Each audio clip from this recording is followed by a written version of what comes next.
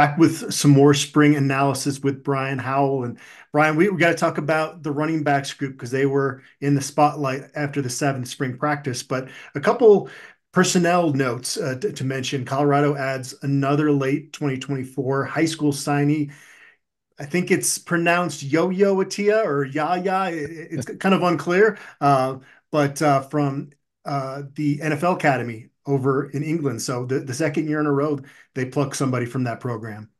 Yeah, and it's interesting. The head coach over at the NFL Academy, I was looking up, was actually the tight ends coach for the Cleveland Browns when Pat Shurmur was the head coach. So I imagine that that's where the connection came from there.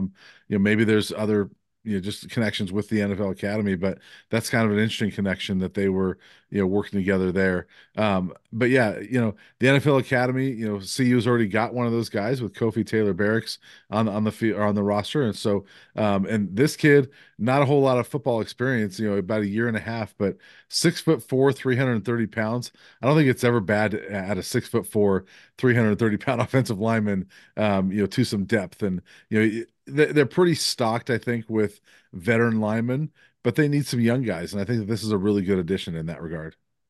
Yeah, unless in the rare case of like a Jordan Seaton, most of these guys as offensive linemen come in and they get in the incubator and it's Yeah. a couple of years before usually they're ready. So I tell you, watching that announcement video, he should certainly looks the part. There's Yeah. no question about that. And a really interesting story. He's born in Egypt and spends most of his childhood in Austria and yeah, like you said, about a year and a half of football experience, and now he's getting an offer to play for the Buffalo. So they didn't end up using all 85 scholarships last year. So maybe some people might get frustrated that these recent additions aren't blue chip recruits. I just think now with the transfer era, especially Brian, like these guys like kind of filter through so much quicker. And if it doesn't work Mhm. out with the guy you take a reach on, then they'll probably end up hitting the portal and going somewhere else. So you're not necessarily stuck with a player for 4 or 5 years if it doesn't work out. And to your point, this is a massive human being that has already shown some things in a very limited amount of time that kind of to your point, somebody you'd want to take a flyer on.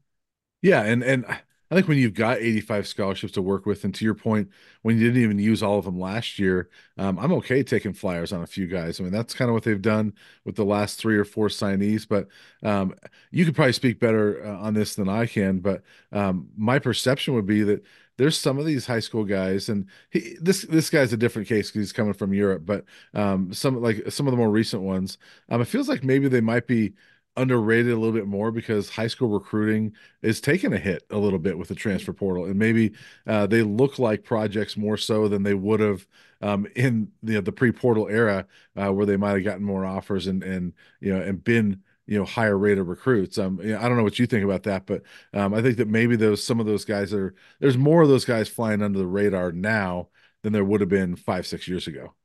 And you got to bring up the Devin Rispress connection here because he comes Hmm. over from FAMU and he's known as one of the top recruiters in the state of Florida, for the Yeah. talent in that state. And so he comes to Colorado and he's got a couple guys that he thought were just really, really under the radar.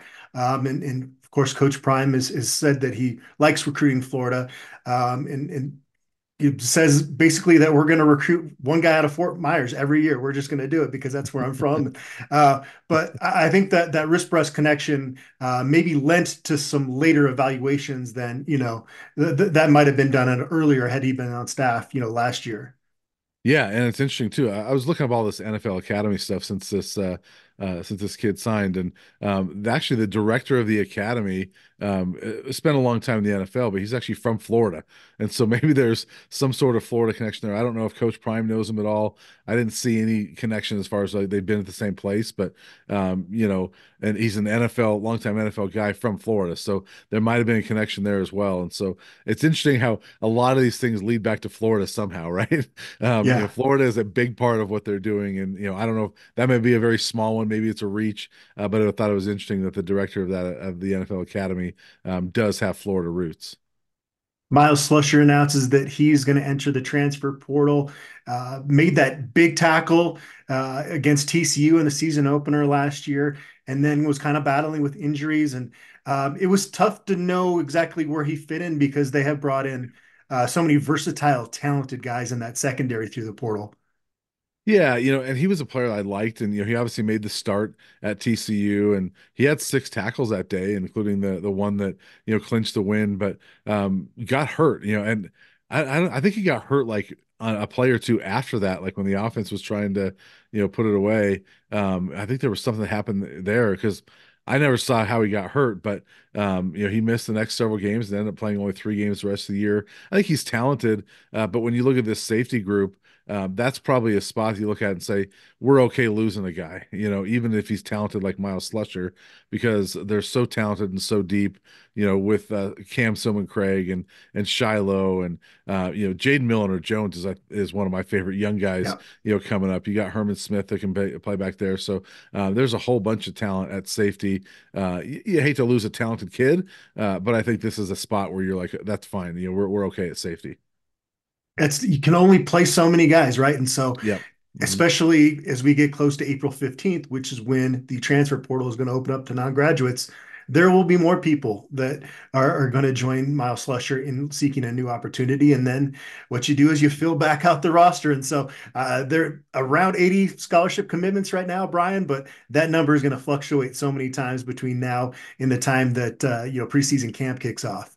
Yeah, and it was interesting last year. We saw a lot of guys enter the portal in the week or two before the spring game, and Coach Prime was pretty vocal on that. Like, I can't believe you guys are going in the portal without being able to showcase yourself in the spring game. But that's sort of the nature of it when that window is so, it's a 15-day window that opens April 15th and it closes about 2 or 3 days after the spring game. So, we could see, I don't expect to see as many guys leave this time around. I don't know what you think, but there was a lot of guys that were leaving, even before the spring game last year. I could see maybe a handful, but not a ton. But this is the time of year, when guys are going to be by April 15th, they're going to be what, 8, 9 practices in. And there's a lot of those guys on this team that might look at it and say, I'm not even getting playing time here in spring. I'm out of here, And so, we could see a handful of guys go. I believe initially this window was supposed to start on May 1st, and Yep. then they came back later and changed that date. And I know that some college football programs actually then went and readjusted their practice schedule, but for Colorado, it was kind of set the way it was, and so it's kind of unfortunate that they need to at some point stop tinkering with these windows because it's Right. uh, once you get used to a certain calendar, it's a lot easier to operate as a coaching staff, and they seem to move everything around every couple years. So it'll be interesting to see how that kind of evolves. But Well, um, when was the last time the calendar didn't change at all? I mean, it feels like it's changed at some point every year the last 4 or 5 years. yeah, and now they're talking about the signing period being Yeah. changed, and so yeah, it's like this makes me like sound like the old guy yelling at clouds, but the first Wednesday in February was fine with being one signing day and Yeah. everything was official because a lot of these players they don't really get a chance to take official visits before that early signing period in the winter because they're playing with their high school team. If you move Yeah. it to February, that gives them the month of January, and you can still kind of have a dead period around the holidays, so the coaches aren't having to recruit at that point. But I don't know. That's if you're going to do an early signing period, you should do it in the summer and then let kids out of their national letter of intent if there is a coaching change. But I mean, we could talk about that for hours. That could be a whole other video, right? Yeah, yeah. So you got a chance to talk to Micah Welch, Dylan Edwards, and running backs coach Gary Coach Flea Harrell yesterday. I thought it was pretty insightful, some of the things that Coach Flea mentioned, just in terms of the RPO stuff they were doing last year, and now them being focused on having more designed runs, which is, I think, what was clearly an issue for them last year, just not being able to get the push first off, but then just not committing to the run. Yeah, and it's another one of those kind of breadcrumbs that that tells you people weren't really comfortable with that Sean Lewis offense, right? And between all the things we hear from Coach Prime or Shador, just little things were saying, yeah, I didn't really like this, but I like this better. That's just kind of another thing what Coach Harrell said. It was interesting hearing how he said we never really ran just here's a run play. We're going to run the ball right now and just try to run it up your throat. And so I thought it was interesting hearing that. And I don't think that maybe this offense is better because it seems like people are more comfortable with it. But I like the commitment to the run. I thought yesterday was really an insightful day all around. I mean, sometimes we go to these press conferences and people might talk and like, okay, they said a lot, but they didn't give us a whole lot of information. I thought yesterday was really good, and I thought Coach Flea gave us some insight into the offense and their commitment to the run, which I think is going to be real this year. And then Dylan Edwards gave us some good information on his role, and we learned a lot about Micah Welch as well, and so he's been the star of spring so far, Micah Welch, and so I thought yesterday was a pretty good day. Yeah, some of those YouTube clips on Well Off Media between Michael Welch and Shiloh Sanders are becoming must-see TV. It's Yeah. pretty entertaining. And it seems like I liked what Micah's answer was there too. And he said, "Hey, we're just getting each other better." He's got the right approach. And this is somebody that has not looked intimidated for 1 second since he got on campus in January. There was an early team huddle that he volunteered to break down. This is somebody that Yeah. really seems to want it. And that word we always keep going back to because Coach Prime talks about we need 7, 8 dogs on both sides of the ball. Michael Welch, I think early on is showing that he's going to be a dog for this program. Yeah, and he's a guy that when we did some signing day videos, um, I'm almost positive he was the guy that I said that's my favorite unheralded recruit there. I mean, I was a big fan of his from the start. I mean, I love the way he runs the ball, and watching these well off videos, I'm like, okay, this kid's a player, and I had a chance to just say hi to him at Xavier Weaver's pro day, and he was just like he was yesterday at the podium. I mean, just very understated, just nice to meet you, shaking your hand, and not a whole lot of flash, but he's got a strong grip as well, strong handshake, and just a little bowling ball, and he's the type of running back that Coach Prime has said he likes. I mean, he's sort of that Emmett Smith mold, right? That guy that he played with, and so I could see Michael Welch having a pretty big role on this team. And you're right, I think he's a dog. I mean, he's a be quiet and just put your head down and work. And Dylan Edwards said that he's been playing more receiver now. So that's again, we had heard that I think from Coach Prime as well. Of we've just got to put this kid in better situations out there to really let his strengths shine through. Yeah, and it's interesting because you look at receiver and like, man, they are loaded at receiver. How can you add somebody else out there? But Dylan Edwards is a guy that you clearly need to get the ball in his hands more and in better ways than they did last year. And obviously they did a great job with it against TCU. When he scores 4 touchdowns, and I thought. Pat Shermer dialed up some nice things for him in the Utah game, in the finale last year. But in between those 10 games, there was a lot of times like, well, where's Dylan Edwards? And he didn't get a whole lot of big plays going on. And he mentioned yesterday he's like, there's some runs that I was doing last year I'm not going to do anymore. Because I'm not going to run it up the middle, behind the center anymore. He goes, I'll still go between the tackles a little bit, but Buff fans got to like hearing that because Dylan Edwards needs to get more in space, get more out to the outside, and if that means throwing him the ball, that's great. If it means getting him a run to the outside, that's great. I'm excited to see what he can do because we've seen guys like this throughout the history of football, especially recently. A Darren Sproles type always comes to mind, but Dylan Edwards, I think, is a guy that you got to have the ball in his hands a lot. All right. Well, Colorado's going to have their eighth spring practice tomorrow. We'll be back in Boulder with some in-person analysis. Brian, it's crazy how quickly, since they came back from spring break, it feels like spring ball is really kind of flying through here. Yeah, it kind of was a slow start because you have the three, and then there's a whole week off, and now all of a sudden it's like, wow, the spring game's here coming up here in about 2 weeks, 2.5 weeks. So yeah, it's flying by. And you had an update on the ticket sales. Do you think that's kind of what they expected it to be at this point?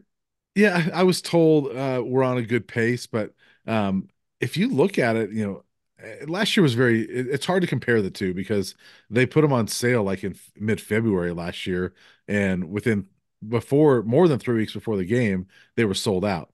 Well, we're 2.5 weeks out from the game now, and they've only sold 18,000, but they just put them on sale last week. And so I think they were maybe a little late in putting those on sale. But to me, this is just my opinion, but that number right now at 18,000 as of Monday or Tuesday, whatever day it was, tells me that, you know, this is not going to be a sellout, that maybe the shine's off a little bit. And now, 18,000 is a lot. The previous record for spring game was like 17,800. So this is already going to be, a top Yeah. two most attended spring game. But you know, I don't think it would be trending toward a sellout. It's hard to see, you know, what would they need? 30 more thousand ticket sales in the next 2 weeks. So it's hard to see that, but maybe people in Boulder are kind of waiting to see what the forecast is for that Saturday after last year when they sat through the Yeah. snow. So maybe they're waiting, for that 10-day forecast to come out and say, oh, it's going to be 70.